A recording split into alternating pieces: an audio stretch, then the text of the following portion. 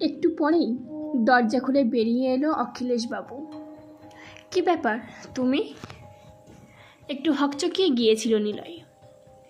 স্বাভাবিক হয়ে বলল, গতকাল রাতের কিছু ঘটনা জানতে এসেছিলাম অখিলেশবাবু। অখিলেশবাবু সমরেশের দিকে আঙুল দেখিয়ে বলল, এনাকে তো ঠিক চিনতে পারলাম না, কে উনি? নিলয় সমরেশের পরিচয় দিয়ে বলল যে গতকাল সেও ছিল তার সাথে। অখিলেশবাবু একটু বিরক্তিকর মেজাজে বলল, তোমার সাথে তো দুজনের কথা ছিল না বাবু, তা নিজেকে কি বাড়ির মালিক ভেবে ফেলেছ নাকি? একবারে জানানোর প্রয়োজন মনে করলে না? একটু লজ্জায় পড়ে গেল নিলয়। আবার অখিলেশবাবু বলতে শুরু করলো, কি হয়েছে বলো? নিলয় ও সমরেশ দুজনেই গত রাতের ঘটনা জানালো অখিলেশবাবুকে। একটু ঠাট্টার মেজাজেই বলল অখিলেশবাবু, তোমাদের দেখে তো মনে হয় না নেশা করো। কালকে দুই বন্ধু মিলে নেশা করছিলে। এইসব কিছুই আমার বাড়িতে হয় না, তোমাদের মনের ভুল। যদি না পোষায় ছেড়ে দাও ঘর, কোনো অসুবিধে নেই। সমরেশ ততক্ষণ অখিলেশবাবুর ঘরটা ভালো করে পর্যবেক্ষণ করে নিয়েছে। দুজনেই বিদায় নিয়ে বেরিয়ে গেল ঘর দিয়ে। রাস্তায় যেতে যেতে নীলা জিজ্ঞাসা করলো সমরেশকে, কি বুঝলি? সমরেশ বলল, তেমন কিছু বোঝার মতো বলেননি উনি, শুধু একটা জিনিস খটকা লাগলো আমার। এবার নিলয় প্রশ্ন করল, কি জিনিস? সমরেশ বলল, তোর আর তোর বাড়ির মালিকের ঘরের ধাঁচটা একেবারে সমান, কিন্তু তোর বাড়ির মালিকের ঘরের তুলনায় তোর ঘরটা বেশ কিছুটা ছোট। ঠিক আছে, আপাতত তুই ঘরে যা, আমার কিছু কাজ আছে, সেটা শেষ করে সন্ধ্যার মধ্যে তোর ঘরে পৌঁছে যাব। এই বলে বিদায় নিল সমরেশ। খাওয়া দাওয়া শেষ করে নিলয় একটু ঘুমিয়ে গেল। এই ভেবে রাতে কি না কি আবার ঘটে। দরজা টোকাতে ঘুম ভাঙল। উঠে দরজা খুলে দেখল সমরেশ। সমরেশ বলল, ভালোই করেছিস, রাত জাগতে পারবি? একটু হেসে ঘরে ঢুকলো সমরেশ। রাতে খাওয়া শেষ করে দুজনে আবার রাত জেগে থাকলো। যদি আজও আওয়াজ পাওয়া যায় তাহলে কিছু একটা আজই করতে হবে। হঠাৎ রাতে দুজনের ঘুম ভাঙল। আজকেও কেউ ঘুমায়নি। আগের দিয়েই জানতো দুজনেই কোথায় আওয়াজের উৎপত্তি, তাই সোজা সেই দেওয়ালে কান পাতল দুজন। হ্যাঁ, ঠিক সেই জায়গা দিয়ে আওয়াজ আসছে। সমরেশ বলে উঠল, আওয়াজ থামার আগেই উৎস জানতে হবে। এই বলে সমরেশ ঘরের বাইরে গেল। কিছুক্ষণ পরেই হাতে একটা শাবল নিয়ে হাজির হলো। নিলয়ের বুঝতে বাকি রইল না কি করতে চলেছে সমরেশ। দেওয়ালের বুকে একটা সজোরে আঘাত হানল। নিলয় বাধা দিতে গিয়েও দিল না।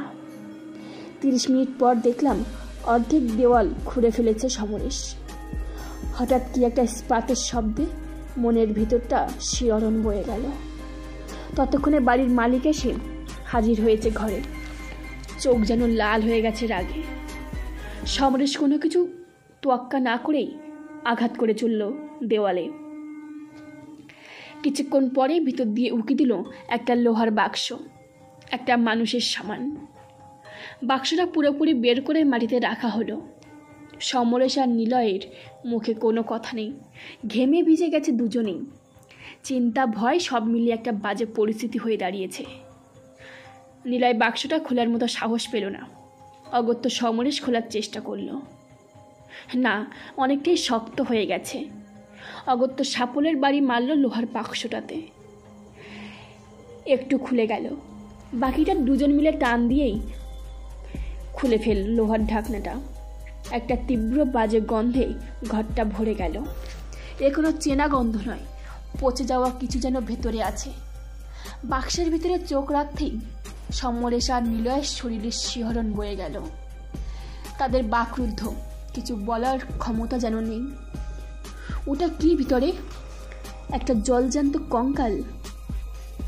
নিলয় দৌড়ে গিয়ে অখিলেশবাবুকে ধমক দিয়ে পড়ল, কি এটা? আপনার ঘরে কঙ্কাল?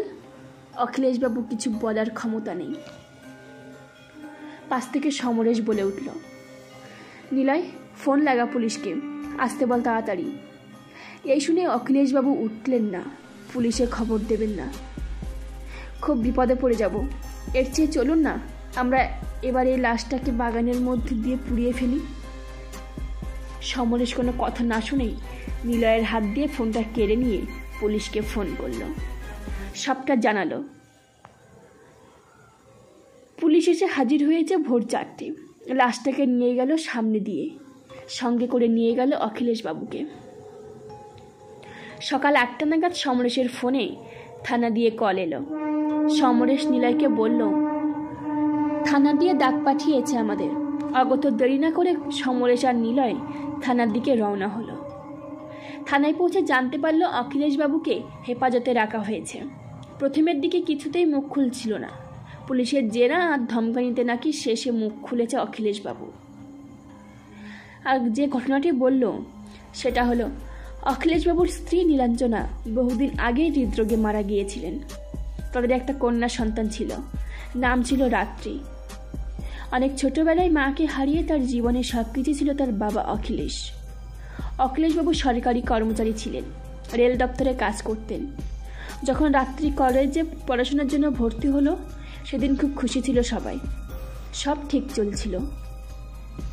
15 বছর পরে অখিলেশবাবুর কানে খবর আসে তার মেয়ের সাথে ইদানিং একটা ছেলের খুব ওঠা বসা বেড়েছে। অখিলেশবাবু কথাটায় খুব একটা কান দেননি। একদিন নিজের চোখে দেখে ফেলে অখিলেশবাবু নিজের মেয়েকে কলেজ চলাকালীন একটা ছেলের সাথে ঘুরতে দেখে। সেদিন রাতে তার মেয়ের সাথে এই নিয়ে অনেক কথা কাটাকাটি হয়। রাত্রি জানায় তার সঙ্গে একটা ছেলের সম্পর্ক দীর্ঘ 1 বছর ধরে। অখিলেশবাবু অনেকবার বোঝানোর চেষ্টা করে এই সময়টা সঠিক নয় প্রেম ভালোবাসা করার, যাতে সে সঠিক রাস্তায় ফিরে আসে। কিন্তু মেয়ে ছিল খুবই জেদি, কোনো কিছু তোয়াক্কা না করেই ছেলেটির সাথে সম্পর্ক বজায় রাখে।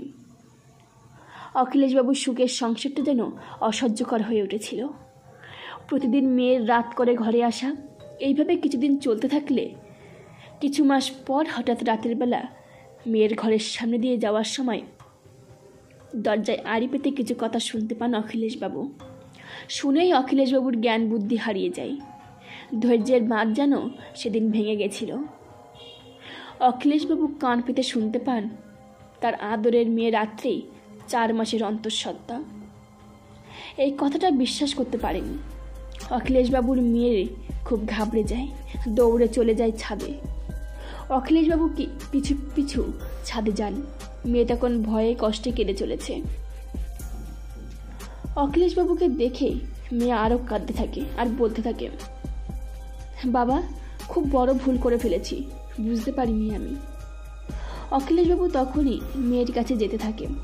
মেয়ে যতই ভয়তে পেছনের দিকে হাঁটতে থাকে, অখিলেশবাবুর চোখের সামনে দিয়ে বিপদটা ঘটে গেল সেদিন। পিছনে যেতে যেতে ছাদের পাঁচিলের সামনে টাল সামলাতে না পেরে ছাদ থেকে পড়ে যায় রাত্রি। অখিলেশবাবু কিছু বোঝার আগেই সবটা শেষ হয়ে গেল। অখিলেশবাবু বুঝে উঠতে পারছিল না কি করবে। কেউ বিশ্বাস করবে না মেয়ে পড়ে গেছিল, উপরন্তু তার গর্ভের সন্তান। তার উপরে যদি মানুষ মেনেও নেয়, চিরকাল মেয়ের এই কঙ্কালটা মাথায় নিয়ে ঘুরতে হবে তাকে। তাই অখিলেশ একটা সিদ্ধান্ত নেয়, সবার চোখের আড়াল করে তার মেয়েকে একটা লোহার বাক্সের মধ্যে করে তার মেয়ের ঘরের দেওয়ালের মধ্যেই তাকে পুঁতে ফেলেন রাত্রিকে। সবাই জানতো পড়াশোনা করার জন্যই অখিলেশবাবু তার মেয়েকে দেশের বাইরে পাঠিয়ে দিয়েছিলেন। ঘটনাটি শোনার পর সমরেশ আর নিলয় কিছুক্ষণ পর্যন্ত চুপ করে বসে থাকেন। তারপরে পুলিশ অফিসার জিজ্ঞাসা করেন, আপনারা কিভাবে বুঝতে পেলেন এইসব? নিলয় আর সমরেশ পুরো ঘটনাটা খুলে বলেন। সব শোনার পর পুলিশ অফিসার একটা নিঃশ্বাস ফেলে বলেন, আজকের দিনে এমনি ঘটনা বিশ্বাস করা উচিত নয়, কিন্তু কিছু জিনিস বিশ্বাস করা ছাড়া উপায়ও থাকে না। এই বলে হেসে ফেললেন তিনি। সমরেশ আর নিলয় থানা থেকে বিদায় নিয়ে বেরিয়ে এলো। সমরেশ এবার নিলয়ের উদ্দেশ্যে বলে উঠল, কি রে, কিছু বুঝলি? হ্যাঁ, আমার ওটা স্বপ্ন ছিল না, শুধুই ছিল এক প্রকার ইঙ্গিত। তাই আমি এরকম স্বপ্ন দেখেছিলাম, কিন্তু আছর দেওয়ার শব্দটা কি বুঝলি? এবার সমরেশ বলল, ছাদ দিয়ে পড়ে যাওয়ার পর হয়তো তখনও নিঃশ্বাস ছিল মেয়েটার, ইচ্ছে করলে তখনও বাঁচিয়ে ফেরানো যেত মেয়েটাকে। অথবা কি রে, কি অথবা? চুপ কেন? অথবা অখিলেশবাবু জোর করে জীবন্ত মেয়েটাকেই ধরে বেঁধে লোহার বাক্সে বন্দি করে দেওয়ালে পুঁতে ফেলেছিল, বেঁচে থাকার অবিরাম চেষ্টা করে নখের আঁচড় দিয়ে লোহার কফিনের মধ্যেই তার শেষ নিঃশ্বাস ত্যাগ করেছিল। তাই হয়তো তার অতৃপ্ত আত্মা আজও সেই দেওয়ালের মধ্যে দিয়ে মুক্তি পাওয়ার অপেক্ষায় এরকম আওয়াজ করে যেত।